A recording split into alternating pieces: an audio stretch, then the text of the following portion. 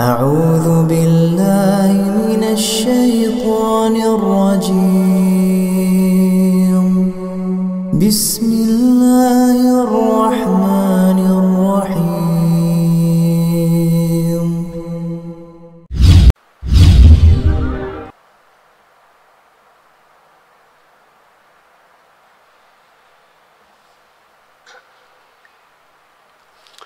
Bismillahirrahmanirrahim. Assalamualaikum warahmatullahi wabarakatuh.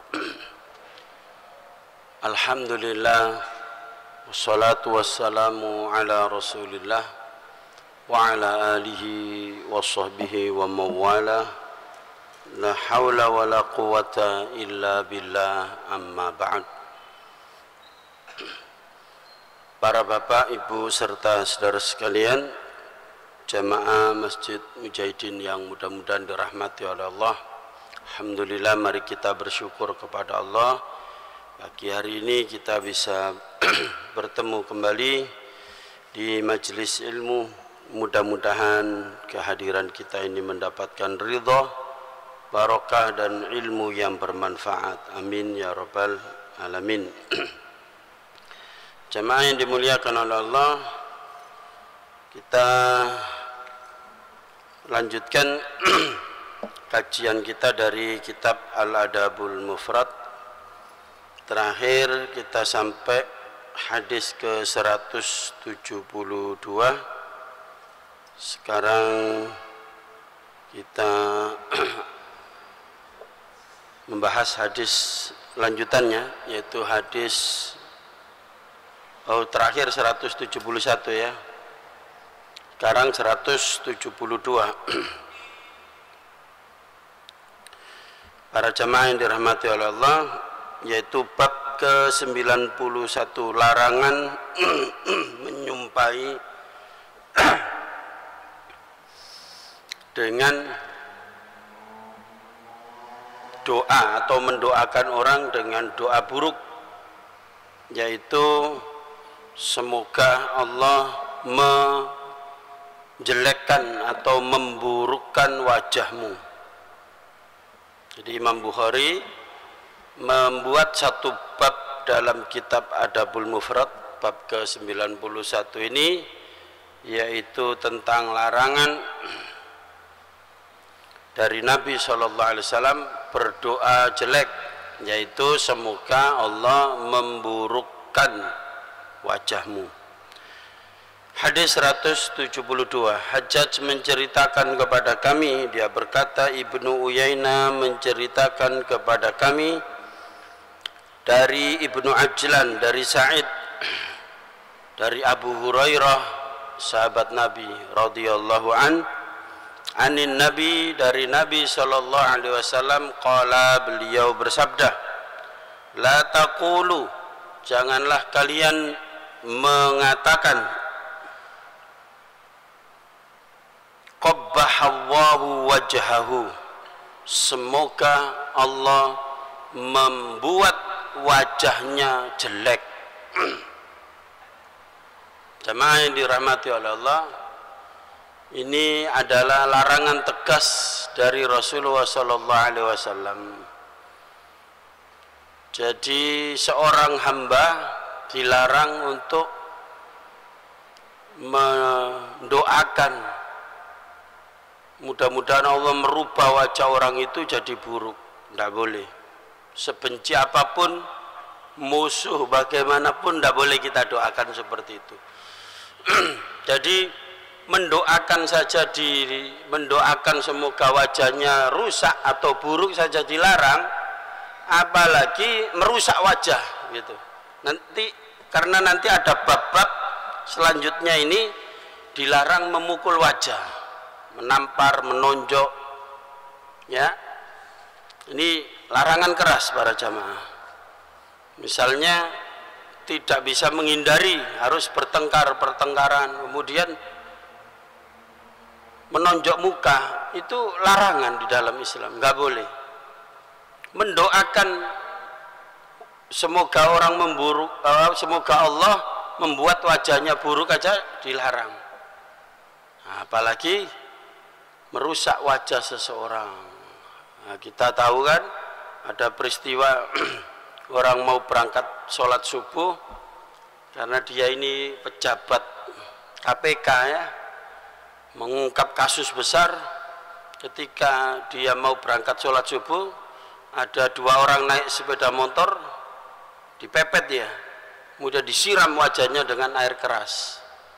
Pak Novel Baswedan itu rusak wajahnya sampai buta matanya, ya kan. Terus lagi di Surabaya, orang Jalan Demak sini, berapa tahun yang lalu, sudah lama, bertengkar dengan istrinya wajahnya disiram dengan air keras, rusak. Akhirnya dioperasi, bedah plastik atau apa namanya di Karangmenjangan, rumah sakit Dr. Sutomo itu. Didandani wajahnya ini, diambilkan dari kulit bokongnya, ditaruh di muka, tidak tahu kayak apa, tapi ya beda dengan aslinya. Yang asalnya cantik ya, kemudian karena disiram air keras rusak wajahnya. Kemudian sama dokter-dokter itu dibikin praktek, baru pertama kali di Indonesia ya, praktek untuk apa itu istilahnya, kalau yang pesek jadi mancung itu kan namanya disuntik solikin itu ya, kok solikin, oh? Silikon ya kan. Nah, pipinya melorot dinaikkan. Nah, ini tidak diganti semua, ditempel diambilkan dari daging atau kulit pantat itu. Dan saya lihat di koran Jawa Pos itu tidak begitu baik hasilnya. Karena beda bikinan manusia ini, beda dengan ciptaan Allah, asalnya kan buatan Allah, kemudian dipermak sedemikian rupa. Tapi ya mending daripada hancur. Jamaah yang dimuliakan oleh Allah, itu kasus-kasus yang terjadi di sekitar kita. Ya, apalagi sampai seperti itu, wong mendoakan saja dilarang. Janganlah kalian berdoa dengan mengatakan qabbahallahu wajhahu, semoga Allah membuat jelek wajahnya. Terus bagaimana Ustadz kalau ada orang ngenyek, oh raimu elek itu, ya apa kayak gitu Pak? Itu sama dengan menghina Allah yang menciptakan wajahnya orang itu. Jamaah yang dimuliakan oleh Allah, Allah itu menciptakan manusia wajahnya yang terbaik loh, di antara makhluk-makhluk Allah yang lainnya. Memang ada yang mirip bukan manusia, tapi kalau disandingkan itu masih bagus. Ada yang wajahnya banyak bulunya, hitam wajahnya, ya kan, kulitnya hitam betul Pak, kayak cat hitam itu. Tapi ya tetap terbaik, tetap ganteng, tetap cantik. Kenapa? Buktinya punya suami, punya istri, masih ada yang minat. Kadang yang hitam itu peminatnya yang kulit putih. Lihat bule-bule itu, kalau dapat orang Melayu, orang sini kan kulitnya sawo matang, itu senang, mereka bangga. Begitu pula yang kulitnya putih senang ya, atau yang kulitnya hitam, ada yang nikah dengan orang yang kulit putih. Artinya apa? Allah menciptakan manusia itu seganteng-gantengnya makhluk dan secantik-cantiknya makhluk. Ya, fi ahsani taqwim kata Allah, sebaik-baik penciptaannya. Kalau itu kan ayatnya umum ya, sebaik-baik ciptaannya itu artinya fisiknya yang terbaik. Mulai dari ujung rambut sampai ujung kaki. Meskipun tangannya 2, kakinya 2, sama-sama tangannya 2, kakinya 2, tapi kita berbeda dengan yang namanya monyet, gorila, orangutan. Ya kan? Kalau disandingkan coba madak nerupo nang Drenten, kebun binatang tuh. Pasti kita lebih menang gantengnya, cantiknya. Karena kita memang disetel oleh Allah menjadi makhluk paling bagus. Ya, saya bacakan ayatnya tentang ini. Kalau tadi kan fi ahsani taqwim kan secara umum. Nah, ini secara khusus wajah. Di dalam surat Ghafir ayat 64. Allahul ladzi ja'ala lakumul arda qararan was samaa binaa. Allah menjadikan untuk kalian bumi itu tempat kalian berdiam diri, bertempat tinggal. Rumah kalian itu di bumi, tidak bisa mau di planet Mars. Sekarang mau dicoba bikin perumahan di planet Mars atau planet yang lain, nggak bisa, bukan tempatnya. Sudah ditentukan oleh Allah manusia itu hidupnya di planet bumi, dan atapnya kata Allah, saya bikinkan langit sebagai atapnya. Kemudian kata Allah,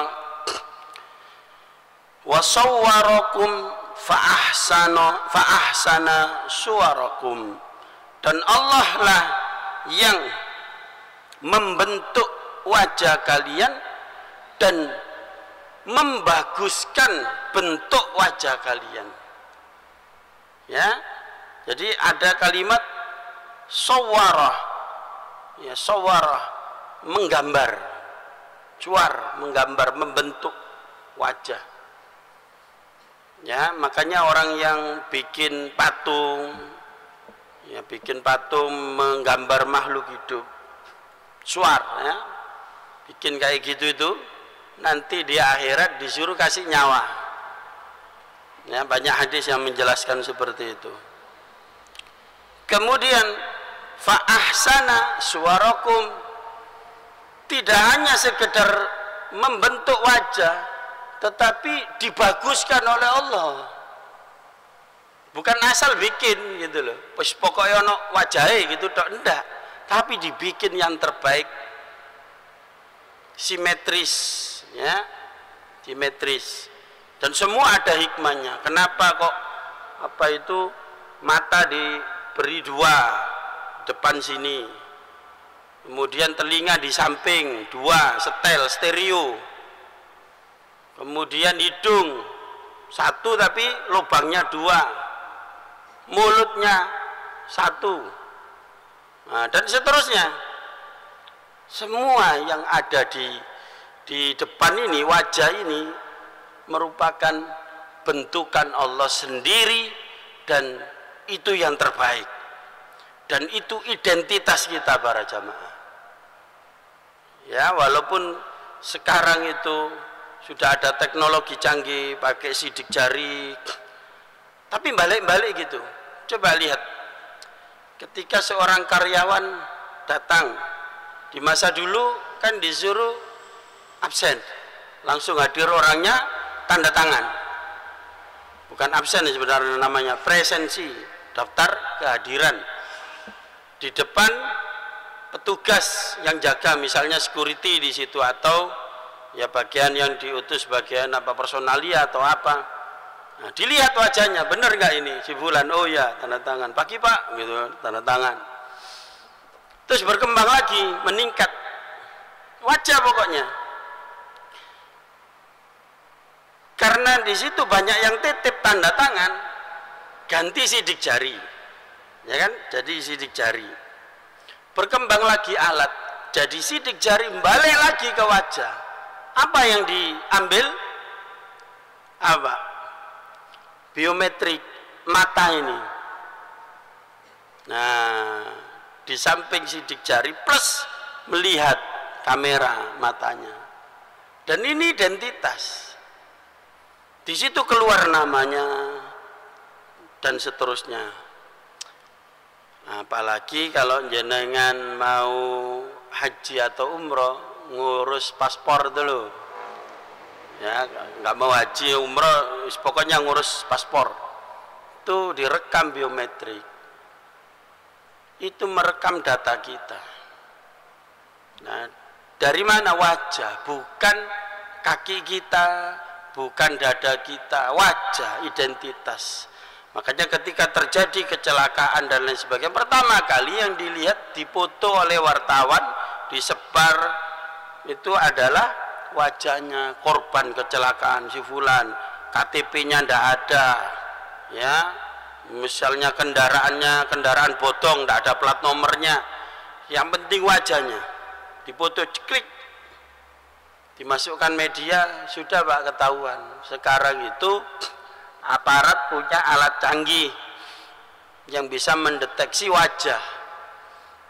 Ya, sudah ketahuan ini fulan, namanya fulan, alamatnya di sini, tempat tanggal lahir, nama ibunya, bahkan rekening banknya sudah keluar semua sekarang itu.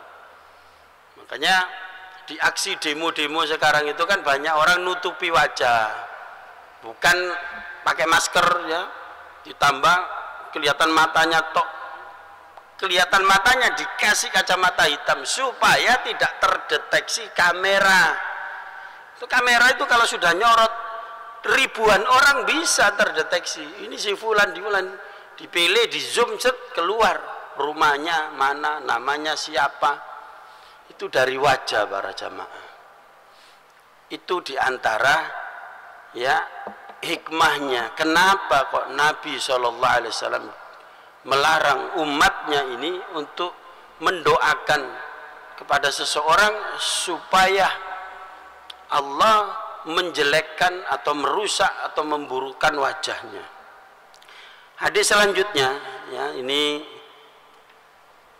juga sama intinya, yaitu dari Abdullah bin Muhammad menceritakan kepada kami, dia berkata, Ibnu Uyainah menceritakan pada kami dari Ibnu Ajlan, dari Sa'id, dari Abu Hurairah radhiyallahu an, beliau berkata, la taqulanna, janganlah sekali-kali kalian mengucapkan atau berdoa, qabbahallahu wajhaka wa wajha man ashbaha wajhaka, semoga Allah menjadikan jelek atau buruk wajahmu, dan juga semoga Allah membuat wajah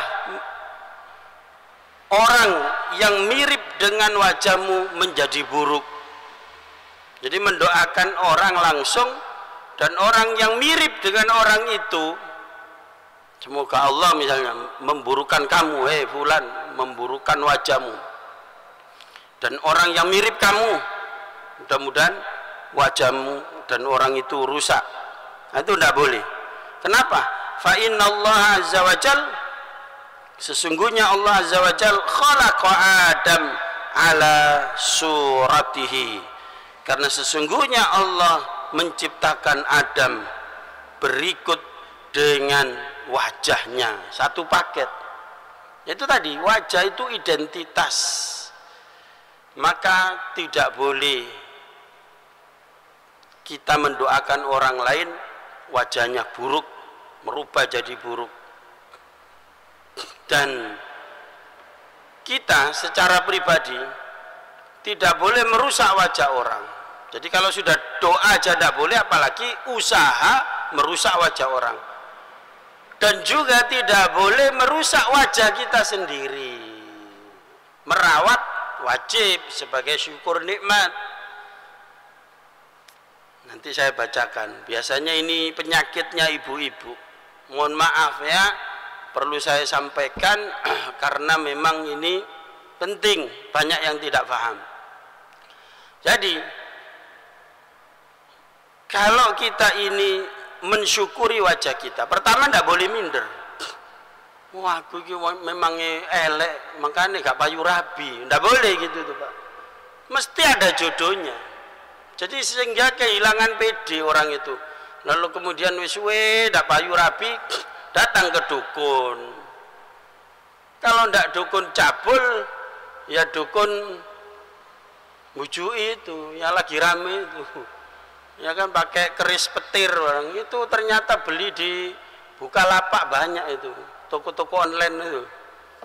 Jadi kayak raketnya nyamuk dipetek, keluar petirnya. Hah? Penipuan. Ya, datang ke itu supaya dapat jodoh, karena minder awalnya. Maka pertama nggak boleh minder para jamaah. Yang Allah berikan kepada kita ini, wajah kita sekarang ini yang terbaik. Ini yang terbaik. Dan paling cantik sudah. Minimal menurut suami atau istri kita, kan gitu. Nah, gitu masing-masing. Ya. Dari bujuku aku paling ganteng, kata istrinya. Dari bujuku yo aku paling ayu, kan gitu. Harus pede para jamaah. Yang kedua bersyukur, dirawat, dihias boleh, apalagi perempuan. Nah, dua sisi berhiasnya perempuan. Kalau niat berhiasnya untuk menyenangkan suami, oh surga itu. Tapi kalau niat berhiasnya untuk dipamerkan kepada orang lain umum,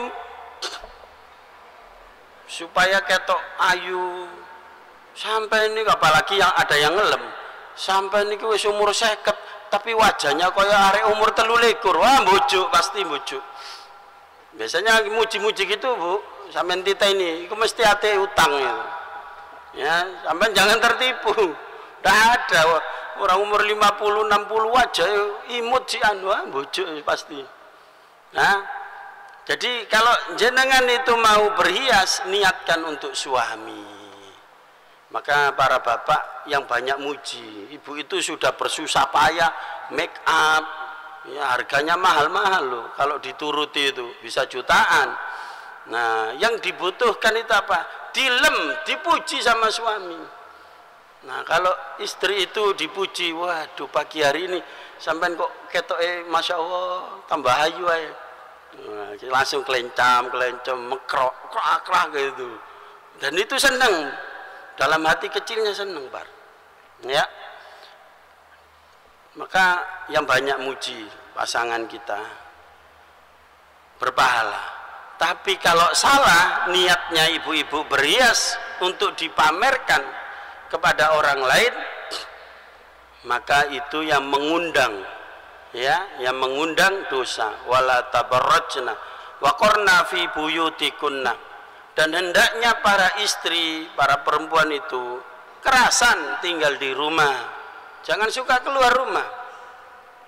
Yang kedua, wala tabarrajna tabarrujal jahiliyatil ula.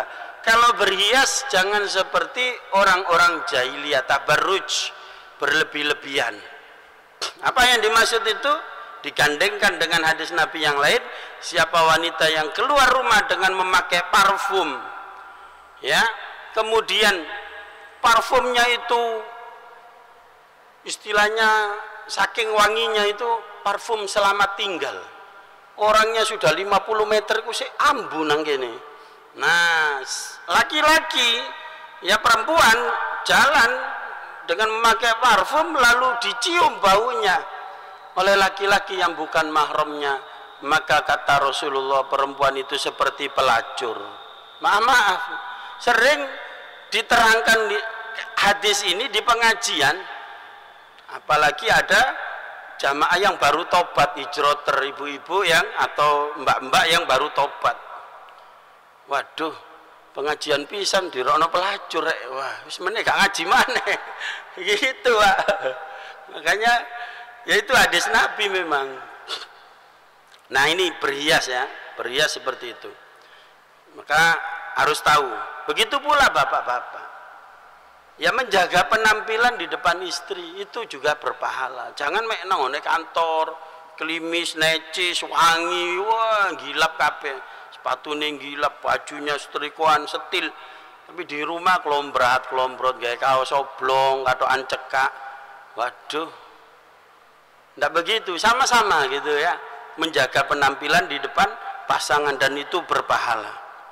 Selanjutnya para jemaah, sebagai penutup saya bacakan hadis berhias yang dilarang di dalam Islam, bahkan dilaknat oleh Rasulullah SAW, ya, dilaknat oleh Allah Ta'ala juga. Yaitu dalam hadis yang diriwayatkan oleh Abdullah bin Mas'ud. Hadis ini sahih riwayat Bukhari Muslim. la'anallahu al-washimata wal mustawshimata. Allah Ta'ala melaknat perempuan-perempuan yang pekerjaannya atau profesinya itu sebagai tukang tato. Tukang tato. Tato beda dengan henna. Henna itu apa itu Pak? Pacar itu ya. Biasanya kalau mau manten tangannya dihias, apanya dihias. Bukan itu. Tato. Kita semua sudah tahu ya. Allah melaknat perempuan yang mentato, yang kedua perempuan yang minta ditato. Konsumen, salon-salon, dokter-dokter estetik. Nah, hati-hati, boleh buka praktek kecantikan boleh, tapi dilarang di dalam agama berlebihan. Ada norma, ada rambunya, tidak boleh mentato. Ada yang wajahnya itu ditato permanen. Ada itu artis band apa gitu, hijrah, nyesel dia, sekujur tubuhnya ini tatoan semua. Nah ya apa, tidak bisa hilang, mau dihilangi pakai apa? Kalau dihilangi harus operasi kulit, cacat semua kayak habis dijahit gitu. Itu tato. Jadi dia itu masuk ke kulit pewarnanya itu. Tapi sekarang ada metode menghilangkan tato pakai laser. Saya cuma dengar saja, tapi tidak pernah tahu kayak apa prakteknya. Apa bisa hilang betul?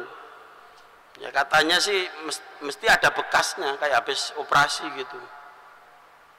Jadi tato ini memang apa itu? Bisikan syaitan sejak awal. Iblis ketika diusir dari surga, kemudian dia bersumpah di dalam surat An-Nisa ayat 19 ya. Aku benar-benar akan menyesatkan mereka semua, yaitu anak cucu Adam. Kemudian aku akan membangkitkan angan-angan panjang mereka, angan-angan kosong, melamun pengen punya ini, punya itu, dan seterusnya. Wala umanniyannahum wala udhillannahum wala umanniyannahum wala amurannahum wala yubattakunna adanal an'am. Dan aku menyuruh mereka memotong telinga-telinga binatang ternak, lalu mereka benar-benar memotongnya, dan akan aku suruh mereka, ya, ini sumpahnya iblis ini, wala amurannahum fala yughayyirunna khalqallah. Saya akan menyuruh mereka merubah ciptaan Allah. Wajah ciptaan Allah dirubah dengan sukarela atas bisikan anak buahnya iblis itu, setan jin maupun setan manusia. Dirubah-rubah, tatoan sino ketok api, gak tambah api, katanya seni, berkedok di balik seni, tambah jelek. Begitu hijrah nyesel, nah ya apa, sudah berubah wajahnya, nggak bisa hilang. Itu yang kemarin jadi bodyguardnya siapa itu, Jenderal Sombong itu, Sombong, Jenderal Sambu. Nah itu yang lagi rame itu Pak. Itu ada yang katanya bodyguardnya kan 8. Waktu datang ke baris krim itu ada yang gondol dikuncir itu. Ternyata tangannya itu tatuan. Saya gini loh, masa ono polisi tatuan kok oleh gitu. Padahal bukan dari reskrim kan. Kalau reserse gitu ya nyamar-nyamar. Ya ini ndak kok. Dia termasuk Satgasus. Nah, tatuan semua Pak badannya. Nah ya kayak gitu-gitu, sudah dilarang itu dalam agama Islam. Ya kalau dia Nasrani ya biarin aja kan, tidak ada urusan kita. Ini Kita yang dilarang, umat Islam itu dilarang mentato. Allah melaknat wanita yang mentato dan minta ditato. Kenapa ini kok wanita? Karena biasanya wanita ini suka ngumek, badannya itu digini-ginikan gitu loh. Itu perwakilan saja, bukan berarti laki-laki boleh, sama saja. Kemudian wal mutam, yang kedua yang dilarang oleh Rasulullah SAW, wal mutanammisat wal mutafallijat lil husn, yaitu yang mencabut atau mencukur alis. Nah, coba banyak nggak gini wanita gini? Hati-hati, bukan tidak boleh buka salon kecantikan, boleh, ada rambunya, tidak boleh tato, tidak boleh mengerik alis, kerik saja tidak boleh, apalagi dihilangkan, hapus semua karena ketebelan, kemudian diganti spidol. Spidol street itu dok. Mari ngono bawa kudanan digandeng bojoe, ono penampakan lu gondol, kok niki sapa kok pangling. Nah, jadi sudahlah, jangan main-main sudah. Masih alis tebel tidak apa-apa, perempuan alisnya tebel tambah bagus, tambah sangar wis. Ya, peminatnya sendiri-sendiri, buktinya suaminya juga seneng kok. Waktu nikah pertama dulu kan juga kayak gitu, masa berubah alisnya tambah gondrong kan enggak. Maka jangan dirubah, tetap saja. Nah, ibu-ibu, ya ini pesannya Rasulullah, dilarang seperti itu. Juga nanti kita sampaikan kepada istri kita, kita tanggung jawab Pak. Jadi kalau istri kita berhias berlebihan seperti ini, bukan hanya istri, kita juga kena dosanya. Kemudian selanjutnya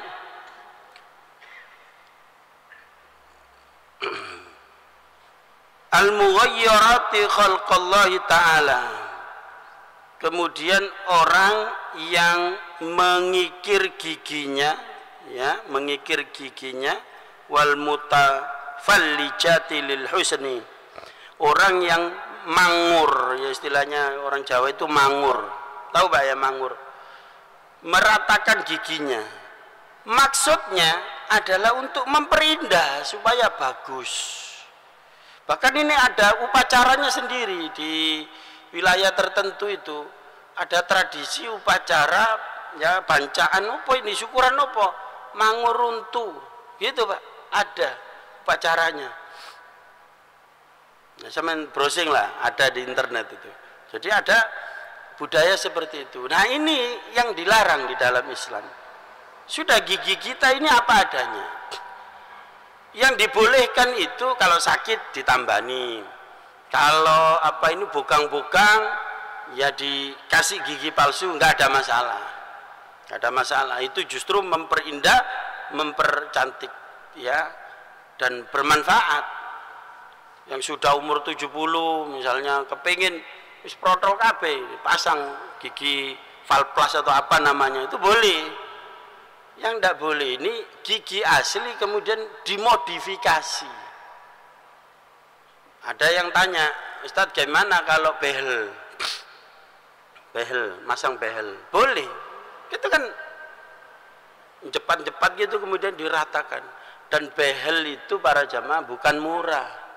Saya pernah datang ke dokter gigi, ngantarkan seseorang, alhamdulillah saya itu jarang, hampir tidak pernah sih sakit gigi itu. Ngantarkan orang lah ke dokter gigi, kemudian ngantri di situ. Kemudian ada wanita ditanya, ngapain Mbak di sini? Saya mau ini masang behel, ganti behel atas dan bawah. Berapa? 18 juta. Allahu Akbar. Behel toh loh Pak, 18 juta. 18 juta behel untuk kasih kawat itu loh. Ya Allah, ada ya, ternyata harganya kawatnya untuk itu 18 juta. Masya Allah, kalau kita dikasih oleh Allah gigi yang baik seperti ini tidak bersyukur ya nemen Pak ya, makanya kita syukuri. Nah tidak boleh untuk ngikir gigi tadi itu ya. Kemudian dan perempuan-perempuan yang merubah ciptaan Allah. Jadi di sini umum ya, tidak dirinci lagi. Pokoknya yang sifatnya merubah ciptaan Allah maka dilarang di dalam Islam. Inilah jamaah yang dimuliakan oleh Allah apa yang kita bahas pada pagi hari ini. Semoga bermanfaat. Kurang lebihnya mohon maaf. Aqulu qouli hadza astaghfirullahaladzim li wa lakum. Subhanakallahumma wa bihamdika asyhadu an la ilaha illa anta astaghfiruka wa atubu ilaik. Assalamualaikum warahmatullahi wabarakatuh.